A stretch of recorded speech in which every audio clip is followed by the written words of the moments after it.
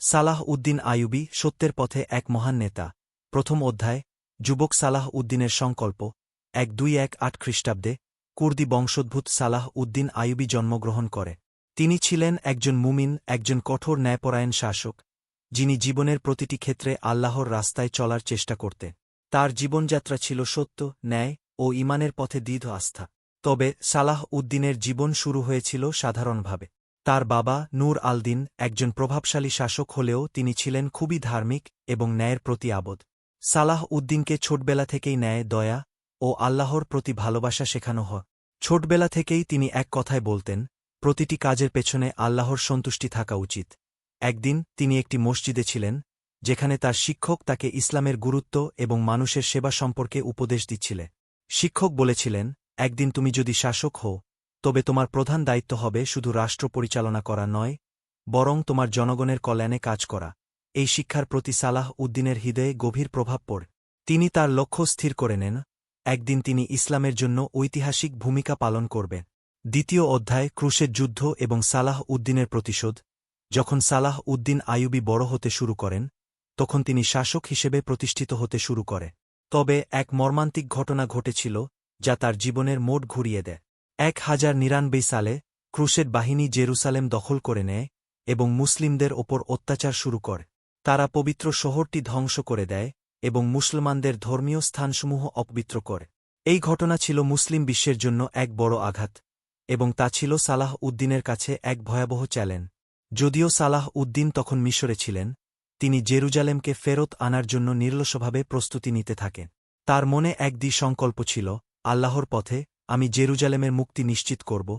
এর জন্য তিনি সমস্ত মুসলিম নেতাদের একত্রিত করতে শুরু করেন এবং 1187 খ্রিস্টাব্দে তিনি একটি বিশাল সামরিক অভিযান শুরু করে।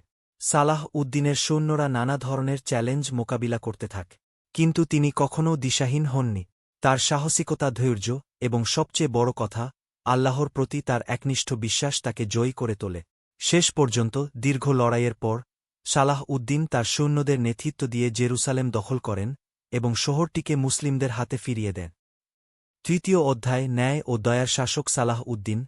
সালাহ উদ্দিনের জীবন শুধু যুদ্ধের কাহিনী নয়, বরং এটি একটি মহান দয়ার এবং ন্যায়ের মাপকাঠি ছিল। তিনি কখনও জনগণের প্রতি অত্যাচার বা নিষ্ঠুরতা প্রদর্শন করেননি। তার শাসনামলে শহরে শান্তি প্রতিষ্ঠিত ছিল এবং ধর্মীয় সহিষ্ণুতা ছিল এক অনন্য উদাহরণ। একদিন এক বৃদ্ধ খ্রিস্টান পুরোহিত সালাহ উদ্দিনের কাছে আসেন। তিনি জানান তার সবকিছু চুরি হয়ে গেছে এবং তাকে তার বয়সের কারণে তার পরিবারে ফিরে যেতে খুব সমস্যা হচ্ছিল। সালাহ উদ্দিন তাকে সরাসরি খোঁজ নিয়ে তার প্রয়োজনীয় অর্থ প্রদান করলেন, যাতে বৃদ্ধ মানুষটি বাড়ি ফিরে যেতে পারে। সালাহ উদ্দিন বলেছিলেন, একটি মুসলিম সমাজের শাসক হিসেবে আমার দায়িত্ব শুধু মুসলমানদের প্রতি নয়, বরং অন্য ধর্মাবলম্বীদের সাথেও সদাচরণ করা। এমনভাবে সালাহ উদ্দিনের শাসনামলে জেরুজালেমে মুসলিম, খ্রিস্টান এবং ইহুদি জনগণ একে অপরের সাথে শান্তিপূর্ণভাবে বসবাস কর। তার শাসন ছিল উদার, ন্যায়পরায়ণ এবং খুবই মানবিক। চতুর্থ অধ্যায়, একটি মহান মৃত্যুর পরের শিক্ষা।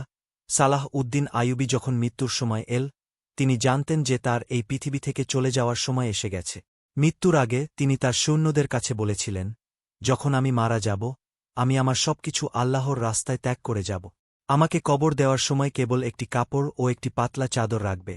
তার মৃত্যুর পর তার সৈন্যরা অশ্রুপ্লাবিত হয়ে তাকে শেষ বিদায় জানা। কিন্তু সবচেয়ে বড় শিক্ষা যা সালাহ উদ্দিন রেখে গেছেন, তা হল তিনি জানতেন যে এই পৃথিবী কোনো স্থায়ী বসতি নয়, বরং পরকালই শেষ গন্তব্য। মৃত্যুর পরও তার ন্যায়ের পথ এবং আল্লাহর প্রতি আস্থা মানুষের মনে চিরকাল অমর হয়ে থাকবে।